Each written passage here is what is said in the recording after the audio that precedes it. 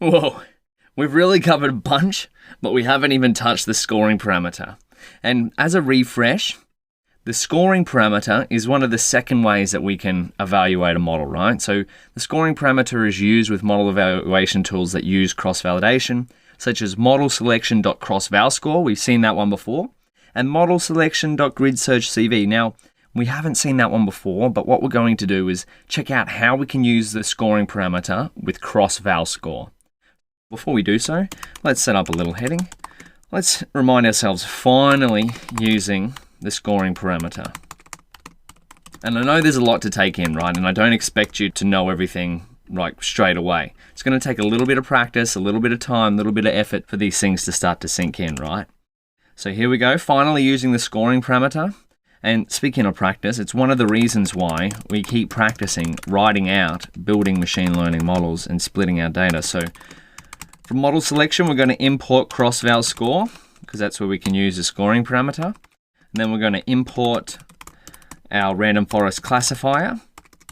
Import random forest classifier, yep. And then we can go np.randomSeed. 42, our favorite number. Again, you could use almost any number here. I actually really like the number 7 too, but 42 will do. X equals, we'll set up our X data, heart disease, dot drop. Target axis equals 1, beautiful. Y equals heart disease target, there we go. And now we can set up a classifier. And we're going to use, of course, random forest classifier, our favorite, the warhorse of machine learning. We'll set number of estimators to be in 100 so we don't get that pesky little warning that we've been getting. And we'll do that. Beautiful. So we've instantiated our machine learning model. It's ready to be fit. So we can do that here. MP random seed, we'll do it again. And we'll go CV ACK. Why are we doing CV ACK? Well, we'll see in a second, right? Cross-valscore, CLF, X, Y, and then we'll use fivefold cross-validation. CV ACK. Wonderful. It's going to train 5 models, evaluate them on different test sets, and then, of course, we could take the mean of this. So why don't we do that? We'll go cross-validated accuracy. So we could go print F. The cross-validated accuracy is... Need some spaces here, Daniel, come on. The mean. NP mean, CV ACK. And then we're going to take that to, we'll only use times 100 and 2 decimal places. And we'll put a little percentage sign on the end. And we need a final string delimiter. Beautiful. So now the cross-validated accuracy is 82.48%. Now we've seen this before, right? We've seen this line, we've seen this line. And the reason why is we're using this is because by default, the model, it uses accuracy, cross-val score, because in essence, this is scoring equals none. So this is going to produce CVAC. And then if we go here, so now if we just copy this, right? Actually, what we might do is just test it out by only changing one thing. So if we take this, we'll copy this line just to prove it. This is where the scoring parameter comes in. So we can use accuracy here. All we're doing is changing none to accuracy. Because remember, our random forest classifier, by default, uses mean accuracy. So remember the scoring parameter, when left to none, uses a classifier or estimator's default parameter from score to evaluate using cross-validation. So we'll get rid of that. Now, all we've done is we've changed scoring equals accuracy. And then we're going to take this line here. We'll just copy this. And if this is true, right, if I'm not telling lies, it should print out the exact same thing here.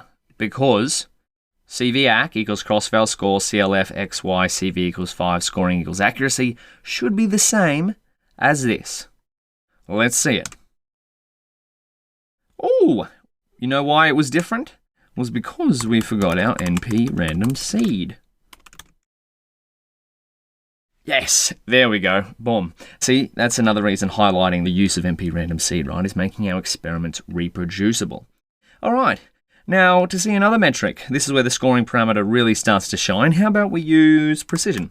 So CV precision to evaluate our classification model, cross-val score, because remember, precision is one of the metrics that we can use to evaluate our classification models. Now, all we're going to do is change scoring equal to precision. Beautiful.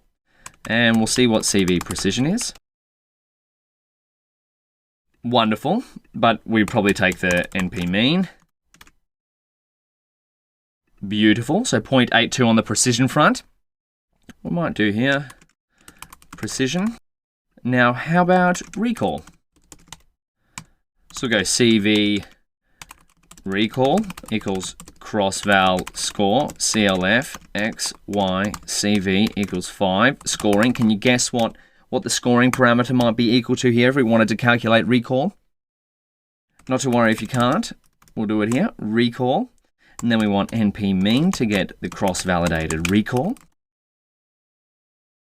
Wonderful, 0.84 recall. And now how about for F1? How about we do that? Yeah, why not? CV F1 equals, remember, F1 is a combination of precision and recall. X, Y, CV equals 5. Scoring equals F1. We want NP mean dot CV F1. Wonderful. There we go. Okay, now we've done some classification metrics here. How about our regression model? Well, why don't we make a regression model and check it out? Okay, from sklearn.model selection, import cross-val score. So we want to cross-validate our regression model's predictions. So from sklearn.ensemble, to get all the benefits that cross-validation offers, random forest regressor. Look at us go. Typing machine learning code like it's nothing. Go NP random seed 42. We'll create our X data. So Boston DF. Yes, drop target axis. Can you guess what axis? Axis equals 1. Yes. Equals Boston DF. So this is Y actually. Target. I'm getting ahead of myself. My voice can't keep up with my coding. Model equals, which is very unusual for me actually. Random forest regressor. We'll set n estimators again to being tab autocomplete to being 100.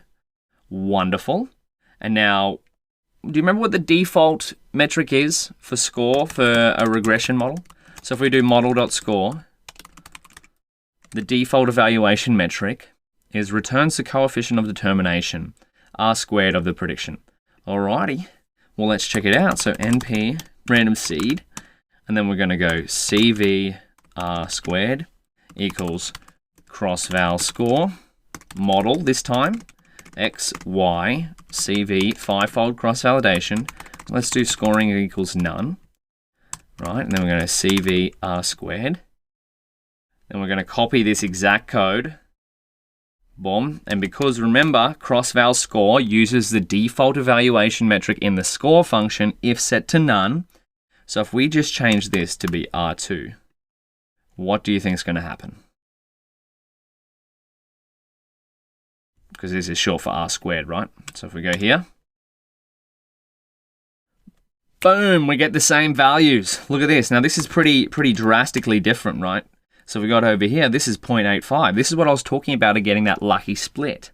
So cross-validation, on this one, it's done pretty well. So 0.85.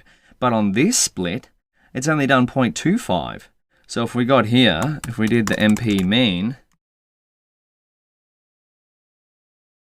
it's 0.622. Now that's quite a bit different to the first R squared score we saw just using the score function. Well, let's keep going. Let's not stop there. How about we do mean absolute error, because that's another regression metric. So let's try it out. So CV MAE, we'll put it in here. Mean absolute error. Wonderful. CV MAE equals cross-val score. We'll pass it our model, which is a random forest regressor, X, Y, a CV of 5. Scoring is going to be, what might this be? We might type in, we'll guess this string, mean absolute error. let's just see them all laid out, because that was pretty cool to see with our R-squared score, right? Just to see how different they can be across 5 different splits of data using cross-validation. Key error, mean absolute error. Now, why is that? And I'll tell you why. It's because we need neg in the front here. Oh, and you might be asking again, why neg? But I'll show you that in a second. Okay, so that's interesting. So if we come up here, we can tell why it means neg is because all scorer objects follow the convention that higher return values are better than lower return values, right? So that's a key point to remember here. This is in the documentation. All scorer objects follow the convention that higher return values are better than lower return values. So if we come down here, this is why we have, might zoom out because that's looking a bit too big. This is why we have neg mean absolute error. I'm looking back in our notebook. See, these values are all negatives. And the reason being is because all scorer objects follow the convention that higher return values are better than lower return values. So that means because these are negative, the higher these are, so the closer they are to 0, it's better than the lower they are. So these are pretty low, so again, our model isn't perfect. But you can see the variations in the mean absolute error values, just like we had in the R-squared values, is that some splits, right, because we did 5 splits, are offering negative 0.212. We saw 2.12 up before. But other ones we're getting a much higher one here, so negative 3.8. So this is where cross-validation really comes into play, right? Is figuring out, okay, are we just getting a lucky split on our model and training it on some easy training data to understand? And then evaluating on the test data set, we might be going, if it's a lucky split, it might be getting metrics that aren't really congruent with how the model is actually performing. So let's finish this off. We're doing mean squared error. And now I bet you can guess how to do this one. So CV MSE equals MSE for mean squared error. Cross-val score, we'll pass it the model. And then we'll do X, Y, and we'll do CV equals 5. Scoring equals. Now, if we had to do neg mean absolute error, what do you think it is for mean squared error? And if you guessed neg mean squared error, you would be 100% correct, which is the opposite to what our model is. CVMSE. Shift and enter. And again, we're seeing some quite a wide range of values here, right? So we go from negative 7.77 right up to the highest one here is negative 46.2. So we could take the mean of these to see what it looks like across 5 different splits. So negative 21.5. So that's a bit different again to our previous value when we weren't using cross-validation, right, of mean squared error, is 9.24. So naturally, if we're looking at these evaluation metrics and we're starting to see, okay, we want to get better metrics, you might be starting to think is like, how can we start to improve these metrics? How can we make them better? And we're definitely going to look at that. But finally, to finish the evaluation metrics section off, we're going to have a look at the third and final way of evaluating a model, and that is using metric functions. Spoiler alert, you've seen some of these in action before. Just to make sure we're evaluating our models correctly, we're going to have a look at those. So take a little break. We covered a lot in this video. Try adjusting the scoring parameter yourself. Don't forget, if you're getting different values, you might be using a different seed every time. And I'll see you in the next video.